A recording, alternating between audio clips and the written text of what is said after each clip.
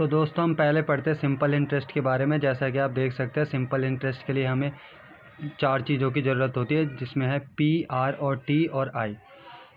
अब आई निकालने के लिए पी, आर और टी का इस्तेमाल करा जाता है। और इसमें आप देख सकते हैं कि पी से प्रिंसिपल, आर से रेट, टी से टाइम और आई से इंटरेस्ट होता है।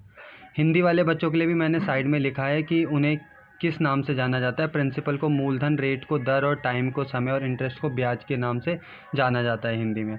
अब इसको किस तरीके से कैलकुलेट करा जाता है वो फार्मूला आपके सामने दे रखा है कि आप अगर प्रिंसिपल, रेट और टाइम को मल्टीप्लाई करते हैं तो आपका क्या निकल जाता है, इंटरेस्ट। अब इस चीज़ को अगर मैं ध्यान में रखूं तो P into R into T करने के बाद आपका क्या निकल जाता है, आई। तो सीधा सीधा मैं कह सकता हूं कि आई की वैल्यू क्या है, P into R into T. अब दूसरा फार्मूला अगर हम इधर देखें तो कंपाउंड इंटरेस्ट निकालने का फार्मूला थोड़ा सा अलग है, जिसमें फार्मूला होता है A equal to P bracket 1 plus R upon 100 power time.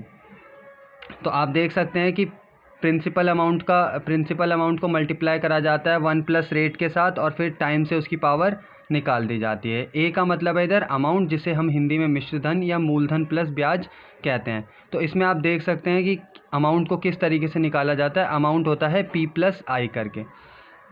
P, R और टी की वैल्यू यहाँ पर सेम है। कंपाउंड इंटरेस्ट थोड़ा सा ज़्यादा निकलता है, एक साल में इन दोनों की वैल्यू में कोई भी फ़र्क नहीं होता है। दोस्तों अब हम इस सिंपल इंटरेस्ट के कुछ क्वेश्चन कर लेते हैं। तो यहाँ पे देखिए आपको मैंने एक क्वेश्चन बना के दे रखा है। यहाँ पे पी, आर और टी आपको दे रखा है और इसमें आपको सिंपल इंटरेस्ट कैलकुलेट करना है।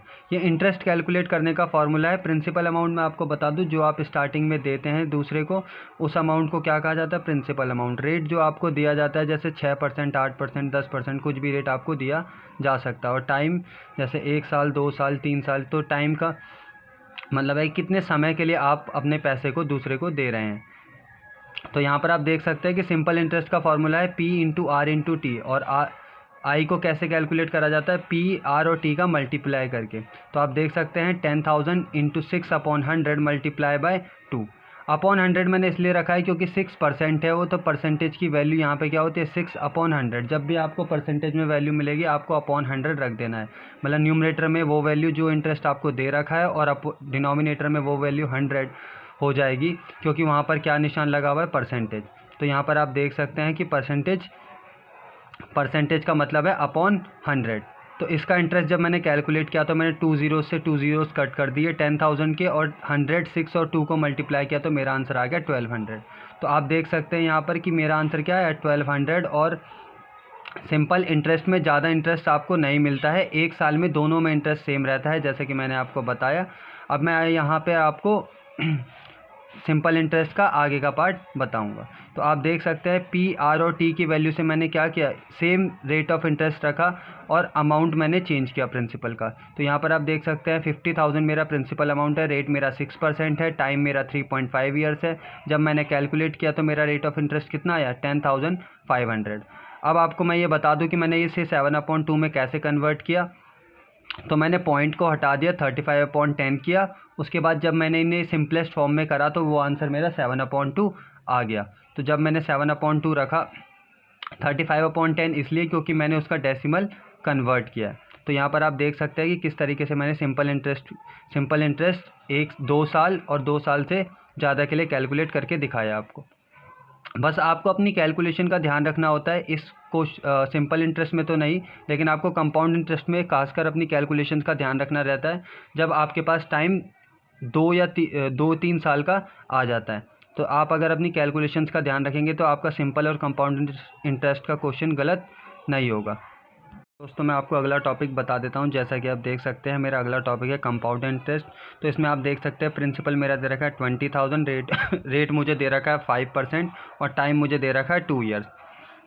तो यहाँ पर जैसा कि आप देख सकते हैं इसका फॉर्मूला होता है P 1 प्लस आर अपॉन 100 की पावर टाइम। और इसको जब मैंने कैलकुलेट किया तो कुछ इस तरीके से मेरा ओपन हो गया। तो इसमें मैं कैसे कैलकुलेट करता हूँ, 1 प्लस आर अगर मैंने करा तो 105/100 आ गया, जिसकी पावर मैंने 2 करा और उसे 20,000 से मल्टीप्लाई कर दिया। बस मुझे यहाँ पर क्या करना है, 105 का स्क्वायर करना और उसे 2 से मल्टीप्लाई कर देना है। अब दोस्तों ये ध्यान रखना कि सिंपल इंटरेस्ट में मैंने इंटरेस्ट निकाला था। तो मैंने यहाँ पर आपको बता दूं कि ये मेरा क्या निकलता है, अमाउंट। तो अमाउंट की वैल्यू क्या होती है, P प्लस आई। तो अगर आप P को माइनस कर देंगे तो आपका क्या निकल जाएगा, इंटरेस्ट। तो 22,050 मेरी वैल्यू निकली है, जिसमें से मैंने 20,000 माइनस कर दिया, तो मेरा रेट ऑफ इंटरेस्ट कितना निकला, 2,050 रुपये। ये एक इम्पॉर्टेंट क्वेश्चन है कंपाउंड इंटरेस्ट का, जिसमें आपको 2.5 ईयर्स या 1.5 ईयर्स का इंटरेस्ट निकालने को बोल सकता है।